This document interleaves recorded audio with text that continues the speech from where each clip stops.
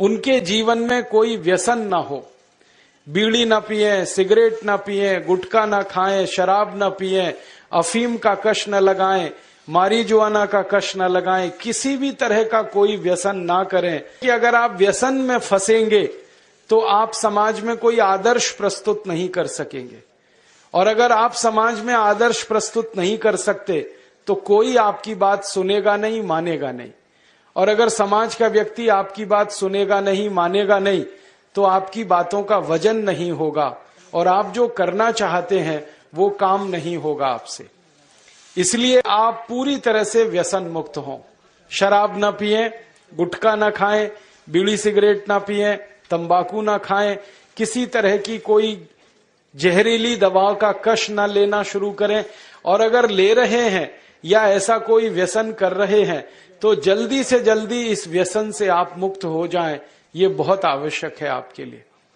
आप ये कहेंगे कि हम तो बहुत सारे ऐसे कार्यकर्ता हैं जो व्यसन नहीं करते, उन सबको मैं बधाई देता हूं, शुभकामना देता हूं जिन्होंने अपने जीवन में सब तरह के व्यसन छोड़ दिए हैं। लेकिन जो छोड़ नहीं पाए हैं उनके लिए ईश्वर से प्रार्थना करता हूं कि जल्दी से उनके मन को इतनी शक्ति मिले कि वो इस व्यसन को छोड़ सकें। मैं एक छोटी सी दवा आपको जरूर बता सकता हूं। अगर आप में से कोई लोग ऐसे हों जो ये कहें कि हम व्यसन छोड़ना चाहते हैं, छूटता नहीं है। बहुत लोग मुझे ये कहते हैं कि बार बार हमें मालूम है कि ये गुटखा खाना अच्छा नहीं है, लेकिन तलब उठ जाती है, क्या करें। बार बार लगता है कि ये बीड़ी सिगरेट पीना अच्छा नहीं है, लेकिन तलब हो जाती है, तो क्या करें।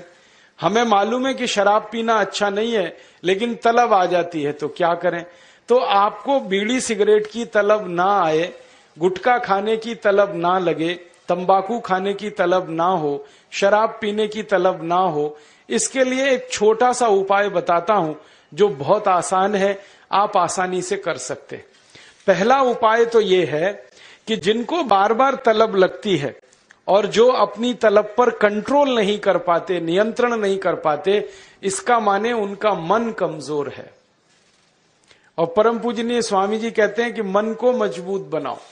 मन को मजबूत बनाने का सबसे आसान तरीका है थोड़ी देर आराम से बैठ जाओ, जैसे मैं बैठा हूं, आलती पालती मार के, इसको हम सुखासन कहते हैं। आंखें बंद कर लो, दाहिनी नाक बंद कर दो और खाली बाईं नाक से सांस भरो और छोड़ो। खाली बाईं नाक से सांस भरो और छोड़ो, बाईं नाक से सांस भरो और छोड़ो।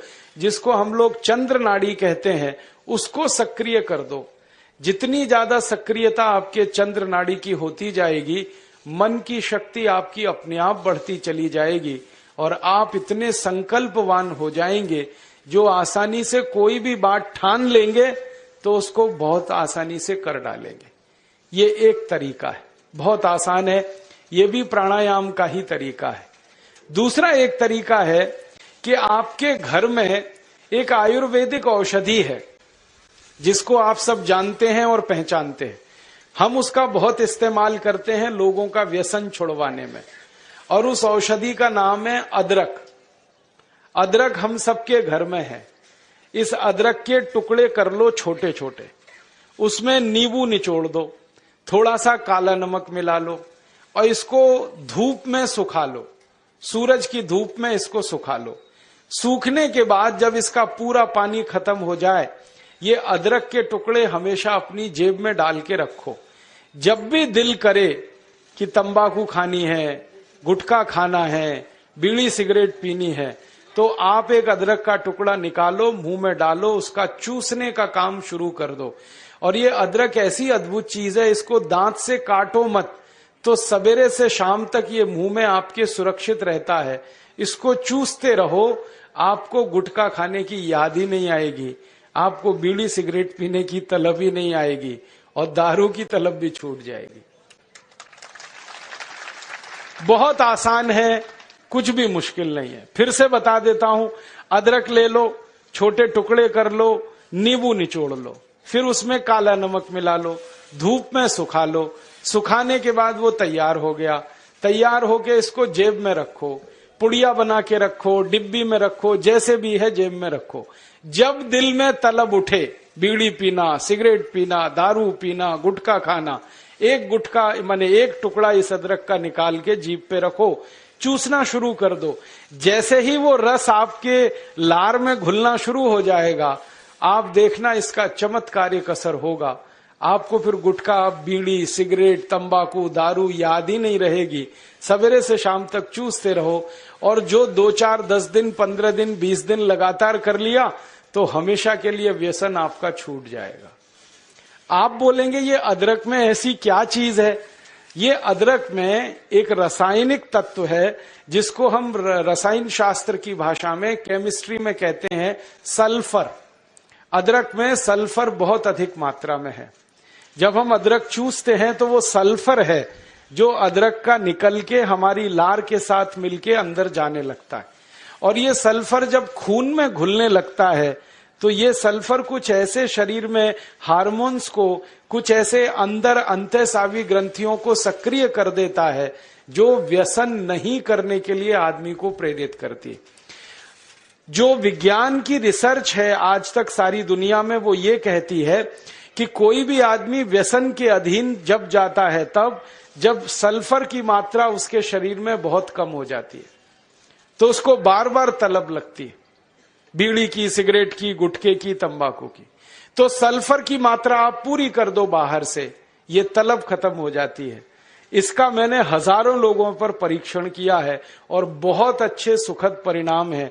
बड़ी आसानी से बिना किसी खर्चे के शराब छूट जाती है, बीड़ी, सिगरेट, गुटखा आदि आदि सब छूट जाता है। तो आप इसका उपयोग कर लो। और इसका एक दूसरे उपयोग का तरीका बताता हूं। अदरक के रूप में सल्फर हमारे प्रकृति ने हमको भरपूर मात्रा में दिया है, बहुत सस्ता है। इसी सल्फर को होम्योपैथी की दवा के दुकान पे भी आप प्राप्त कर सकते। आप कोई भी होम्योपैथी दवा की दुकान पे चले जाओ और उस दवा बेचने वाले विक्रेता से ये कहो कि मुझे सल्फर नाम की दवा दे दो, वो दे देगा आपको। एक छोटी सी शीशी में भर के दे देगा। और सल्फर नाम की दवा होम्योपैथी में पानी के रूप में आती है, प्रवाही रूप में आती है, जिसको हम लोग डाइल्यूशन कहते हैं अंग्रेजी में। तो ये पानी जैसी आएगी, दिखने में ऐसा ही लगेगा कि जैसे ये पानी है। वो दवा एक छोटी शीशी में ले लो। 5 मिलीलीटर दवा की शीशी 5 रुपए में आती है। और उस दवा का 1 बूंद जीभ पे डाल लो, सवेरे सवेरे खाली पेट। फिर अगले दिन और 1 बूंद डाल लो सवेरे सवेरे खाली पेट, और तीसरे दिन 1 बूंद डाल लो सवेरे सवेरे खाली पेट। बस 3 बार अगर आपने 1-1 बूंद डाल ली तो 50 से 60% लोगों की दारू, बीड़ी, सिगरेट तो 3 खुराक में ही छूट जाती। और जो ज्यादा पियक्कड़ हैं, हाँ ऐसे भी है ना जिनकी शाम बिना पिए गुजरती ही नहीं, उसके बिना तो उनका काम चलता ही नहीं, तो उनको ये निवेदन है कि ये सल्फर नाम की दवा को हर हफ्ते 1 बार ले लिया करें। आज ले लिया, 5-6 दिन बाद फिर ले लिया, फिर 5-7 दिन बाद ले लिया। हफ्ते में 1-1 बार लेते जाएं तो 1.5-2 महीने में बड़े बड़े पियक्कड़ों की दारू छूट जाती है। मैंने ऐसे ऐसे लोगों की दारू छुड़वाई है जो सवेरे सोकर उठने से पीना शुरू करते थे और रात तक सोने तक पीते रहते। उनकी भी दारू छूट गई है। बस इतना ही है कि 2-3 महीने का समय लगा है। तो ये सल्फर दवा अदरक में भी है, बाजार में मिलती है, होम्योपैथी की दुकान पे। अब इस दवा को जब आप खरीदोगे तो दुकानदार आपसे एक सवाल पूछेगा। वो पूछेगा कितनी ताकत की दवा दूं, कितनी पोटेंसी की दवा दूं। तो जब आप लेना इस सल्फर को तो उस दुकानदार से कह देना 200 ताकत की दे दो, 200 पोटेंसी की दे दो। सल्फर 200, यही उसका पूरा नाम है। 200 संख्या है सल्फर दवा का नाम। तो ये सामान्य रूप से बीड़ी, सिगरेट, शराब, दारू वगैरह वगैरह के लिए काफी है। और जो ज्यादा पीने वाले हैं, बहुत ज्यादा जिनकी दारू है, तो उनके लिए यही सल्फर की 1000 ताकत की दवा ले लेना, 1000 पोटेंसी की। तो सल्फर 200 और सल्फर 1000। और अगर आप सब ग्राम रक्षा समिति की तरफ से एक बोतल खरीद लो, इसकी बहुत सस्ती आती है। ऐसे खरीदोगे तो 5 रुपए में 5 मिलीलीटर है। और बड़ी बोतल खरीद लो 250 मिलीलीटर की या 450 मिलीलीटर की, वो 150-200 रुपए की आती है। और एक बोतल सल्फर दवा में 10,000 लोगों की शराब आसानी से छूट जाती है मात्र एक बोतल में। और वो बोतल कितने की है?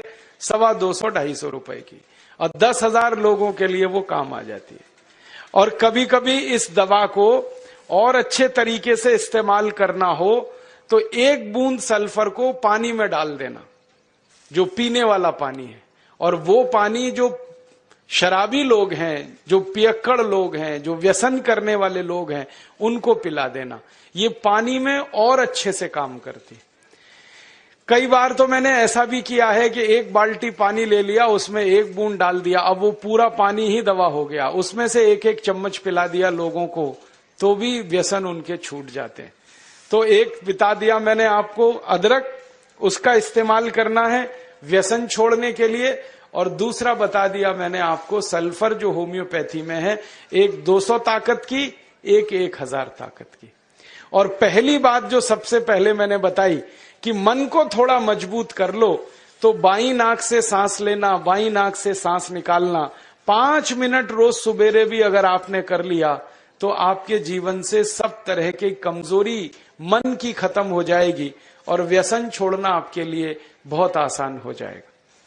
तीसरा और आखिरी संदेश कि आप अपने जीवन में हिंदू हैं या मुसलमान, सिख हैं या ईसाई, जैन हैं या बौद्ध, ये सब अपने घर तक सीमित रखो। हम हिंदू हैं, कोई मुसलमान है, कोई सिख है, कोई ईसाई है, कोई जैन है, कोई बौद्ध है, ये सब हमारे व्यक्तिगत जीवन तक सीमित रखो, अपने घर तक सीमित रखो। तो आप सब भारतवासी हो और भारतीय हो, सिर्फ इतना ही याद रखो। काम करने के लिए हम जब घर के बाहर निकल गए तो हम सब भारतीय हैं। घरों के अंदर जब तक हम हैं तो पूजा पद्धतियां हमारी सबकी अलग अलग हैं। कोई हिंदू तरीके से पूजा करेगा, कोई मुस्लिम तरीके से करेगा, कोई जैन होगा, कोई बौद्ध होगा। तो घरों के अंदर हम हिंदू, सिख, ईसाई, जैन धर्म, बौद्ध धर्म पालने वाले व्यक्तिगत लोग हैं। घर के बाहर निकलते ही हमें भूल जाना है कि हम हिंदू हैं, कोई मुसलमान है, कोई जैन है, कोई बौद्ध है। हमें एक ही बात याद रखनी है कि हम सब भारतीय हैं, भारत माता के सुपुत्र हैं, भारत माता की सुपुत्रियां हैं, भारत माता हम सब की माता है, हम आपस में भाई बहन हैं। तो मिलकर अपने भारत माता की रक्षा करनी है, मिलकर अपने भारत माता की सुरक्षा करनी है। भारत माता पूरा देश, उस पूरे देश में आपका एक राज्य, आपके एक राज्य में आपके छोटे छोटे कुछ जिले, जिलों में आपके छोटे छोटे गांव, और गांव में छोटे छोटे मोहल्ले, ये हर छोटी इकाई भारत माता की ही इकाई है। आपके गांव का मोहल्ला हो या शहर का मोहल्ला हो, ये एक छोटी इकाई है भारत माता की। तो इन सब छोटी छोटी इकाइयों की रक्षा हमें करनी है।